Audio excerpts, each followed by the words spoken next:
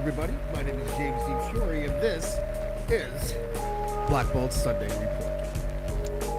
This has been an interesting week. Caryma Sa'd did a very extensive piece, an investigative report, basically about the anti-hate network and the influence that it has, and then questioning why it has that influence.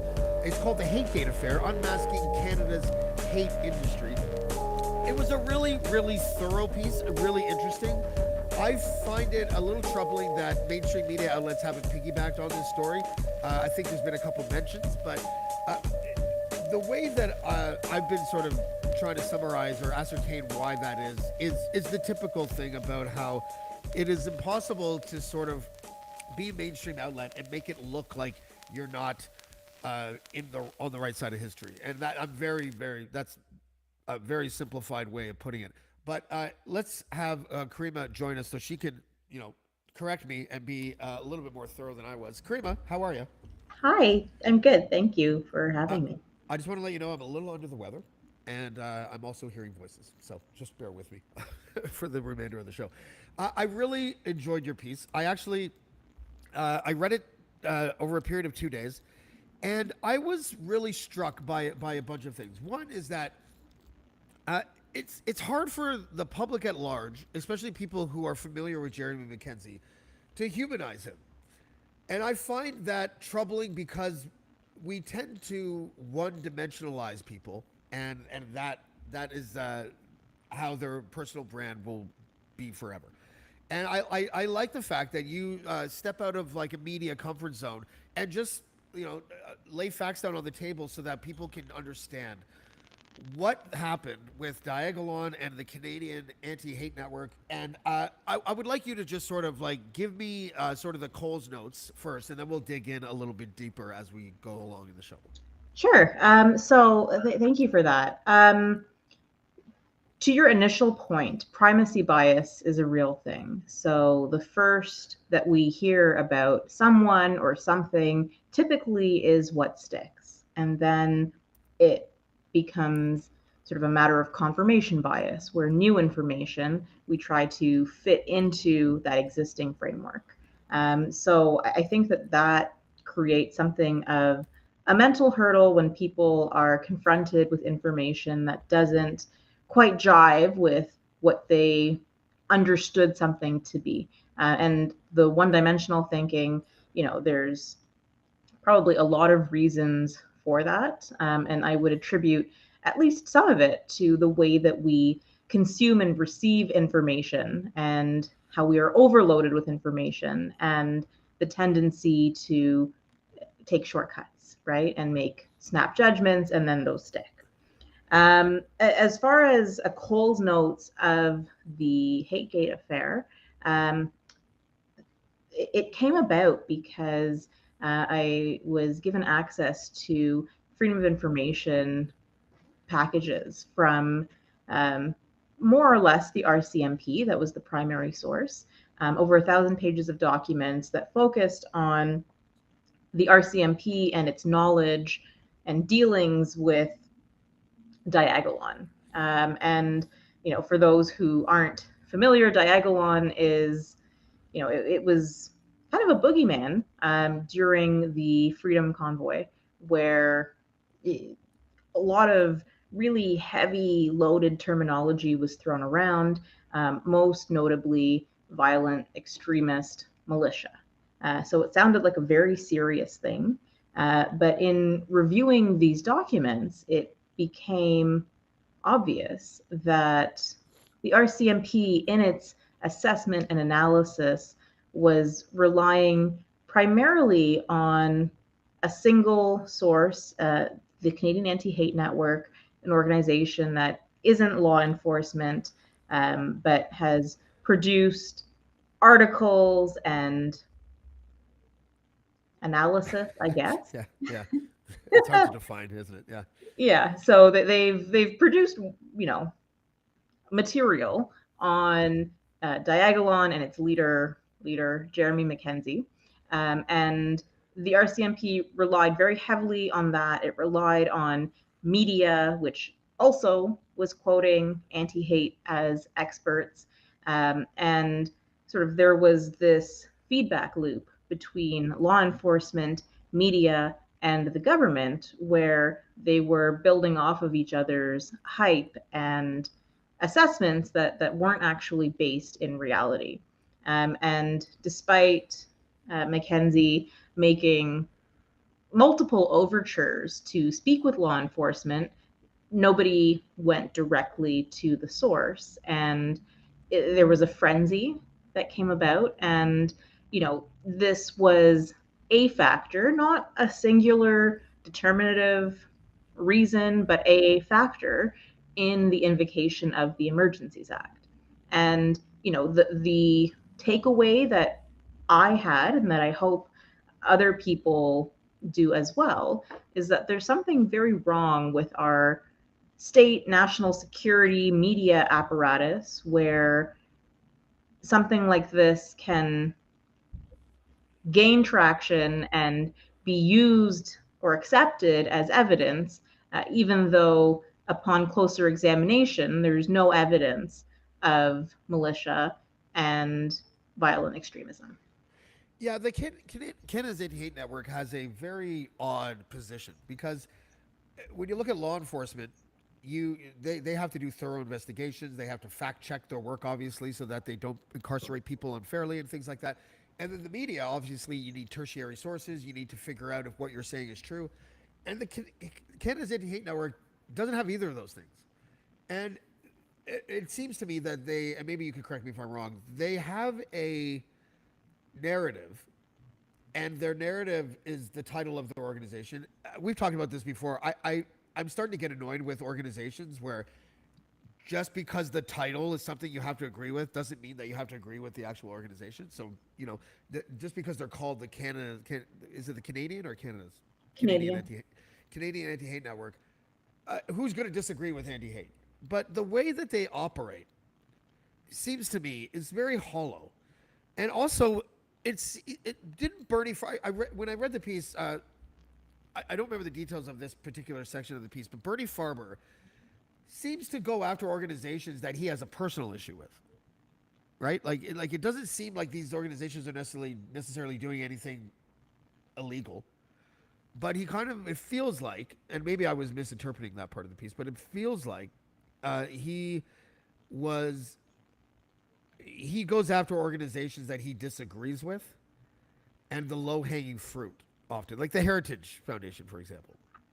So the connection to the Heritage Front is quite interesting. And actually, I would flesh that out maybe first, because it belies some of what the Anti-Hate Network purports to stand for.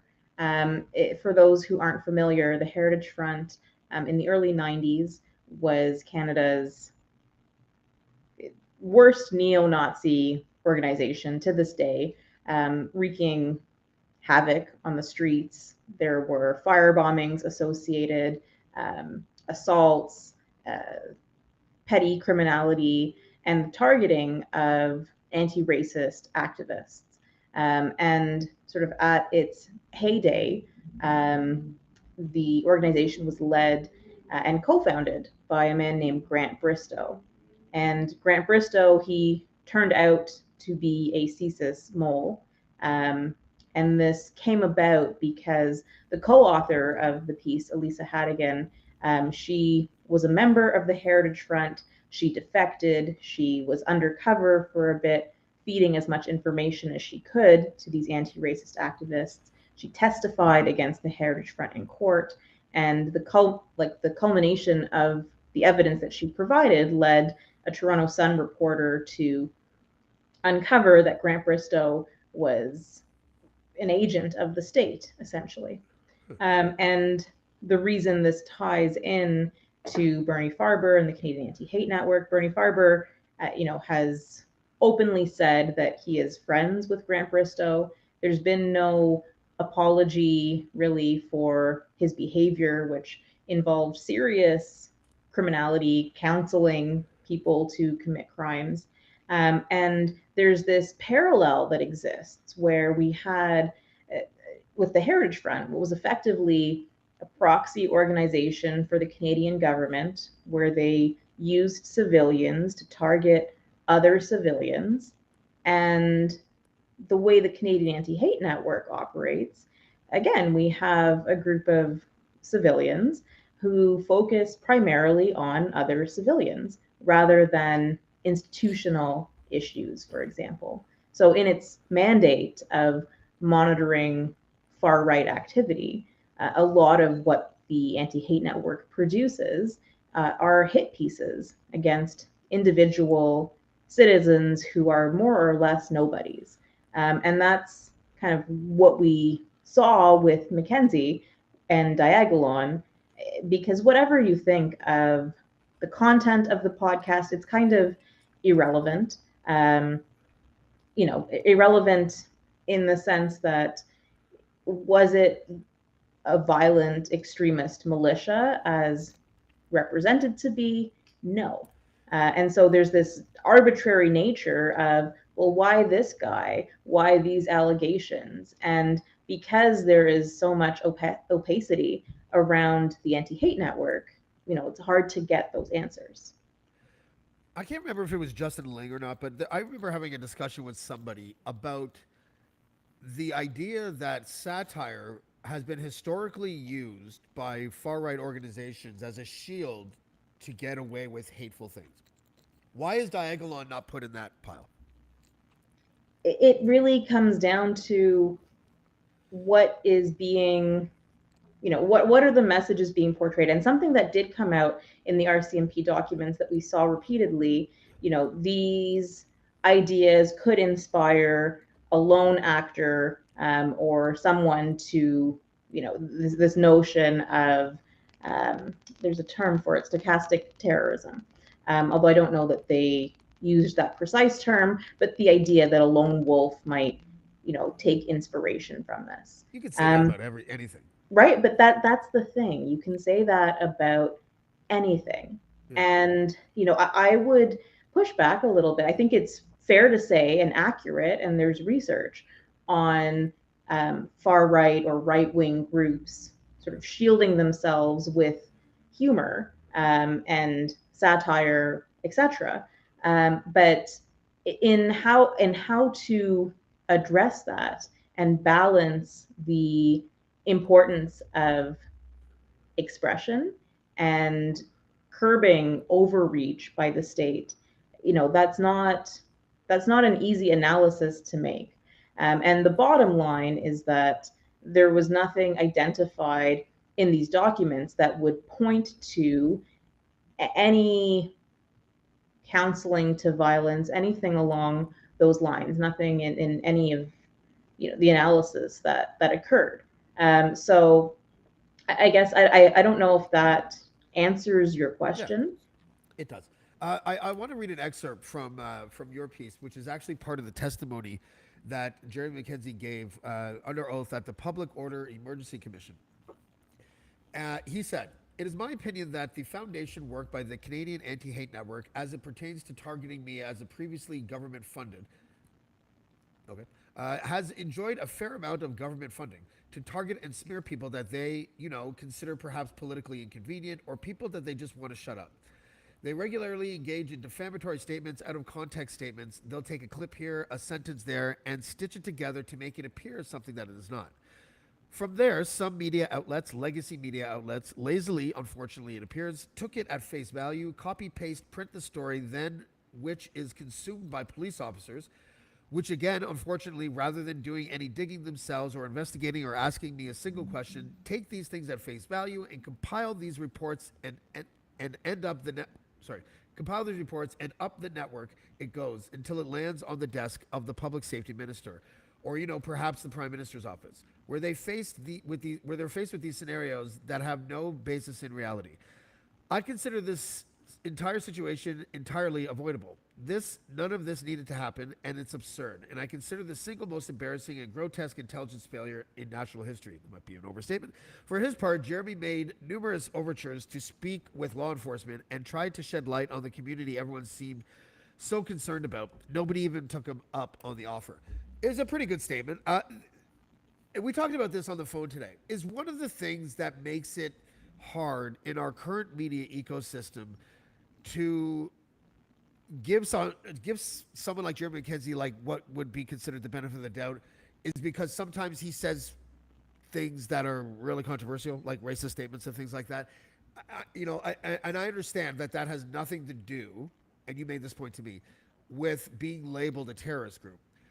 But do you think that we get seduced by, oh, he used the N word, so therefore everything must be wrong, and we must take everything that he does in the worst possible context, including calling Diagolon a terrorist organization? I think underlying that, right, is a lack of understanding and respect for civil liberties. And I say that not, and even to your example, I don't know that I've ever heard him use the N word, for example. And I have. people are I allowed to heard one. have. I heard one. I heard one clip.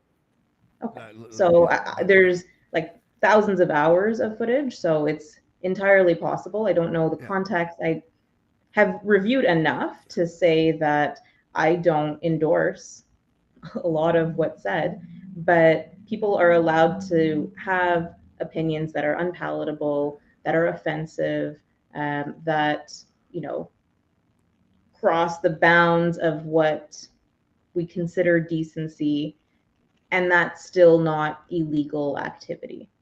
And the more unpopular someone is, or the easier they are to despise, the easier they make themselves despicable.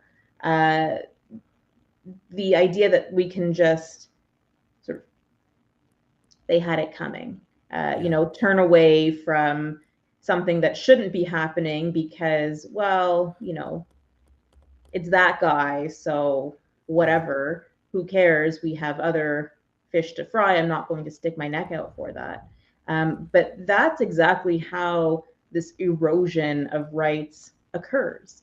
And so it's that scenario where we're most vulnerable to normalizing, is probably the right word. Right. This manner of state complicity, uh, overreach, as I've said, and just decision making that's not based on evidence and fact. And there were RCMP officers who, throughout the process, were pointing out that this doesn't really meet the definition of a group. There's nothing I can glean that affirms any of these concerns. We are relying on a single source that hasn't been triangulated. There are officers who pointed that out along the way, but the path of least resistance is to copy paste and send it up the chain of command. And that's what happened. I'm trying to find. I'm looking at the piece right now, but I can't find her name and I forget it. But what is with the Canadian Anti-Hate Network's like pseudonym person? What is that about? So there's the deputy director is called Elizabeth Simons, but I've not been able to verify credentials or that any such person by that name exists. And when faced with that question, the executive director of Anti Hate, Evan Balgord, gets a little bit touchy and won't provide real answers. There are a couple of other individuals at the Canadian Anti Hate Network who are ostensibly staff who also, it's impossible to clarify or assess their credentials or their track record or their education background or what makes them experts. And I think that that lack of transparency, especially where the main bread and butter is going after individual people who do use their real names, there's something very shady about that.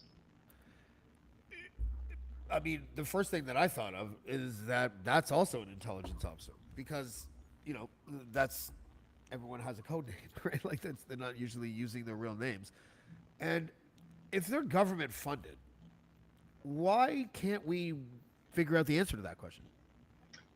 The government funding primarily came from a grant that it expired in 2022.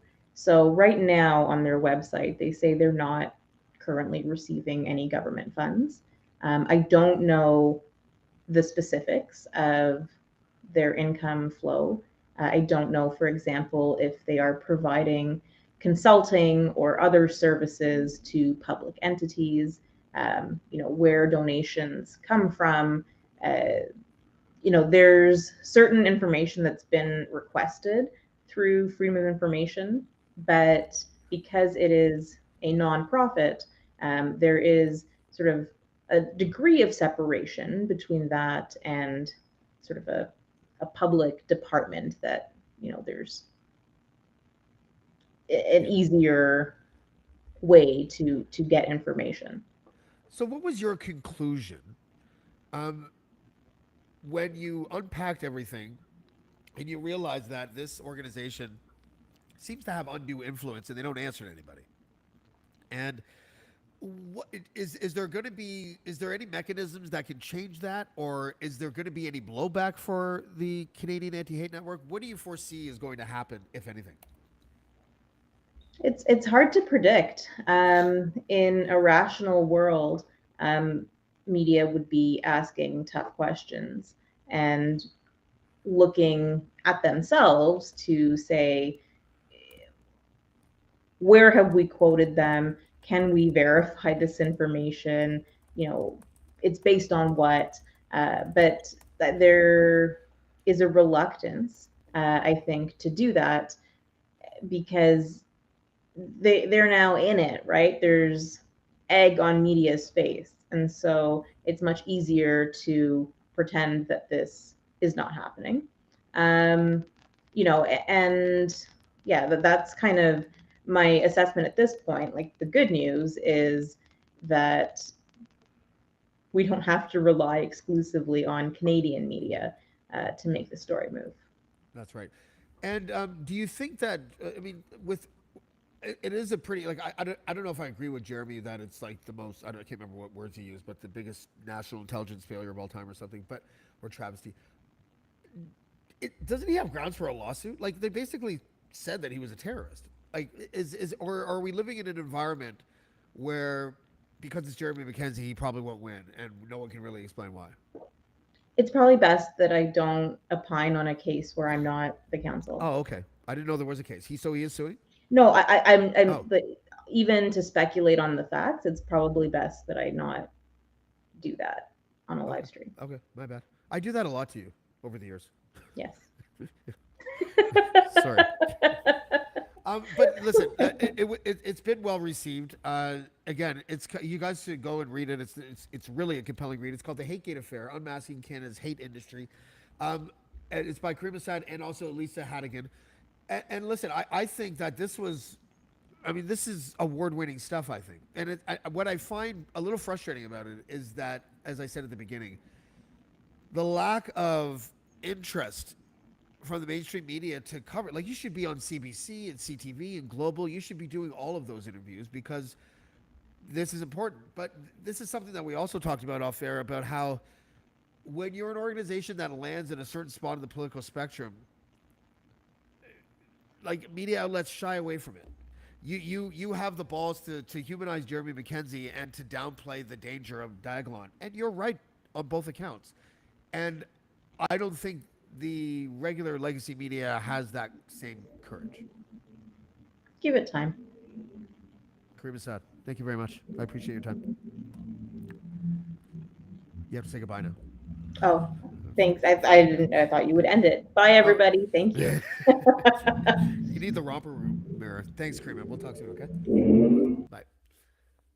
Caryma Sa'd, listen, go and read that piece. It is compelling. It is thorough. It's a real investigative piece. Like I said, there's a marketing involved with certain organizations, including Black Lives Matter. To be honest with you, like Black Lives Matter as a statement is the most easy to agree with statement of all time, but the organization they're a stated Marxist organization. I ain't a Marxist, so I'm not going to support that. And then they stole a bunch of money and bought mansions. So, like, you don't have to agree with the organization if you agree with the title of the organization.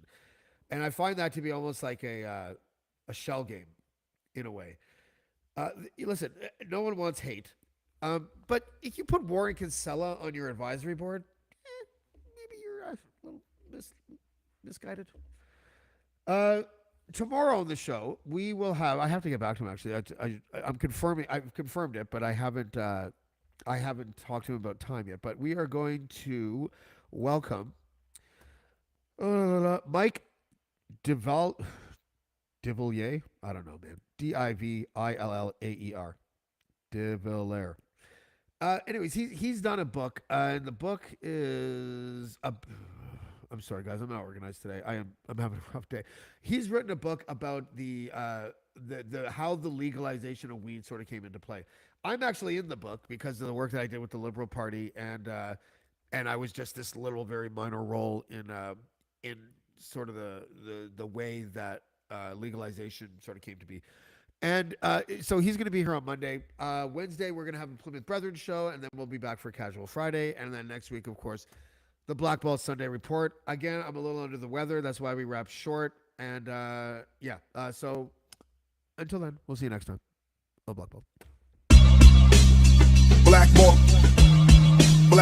Blackballed.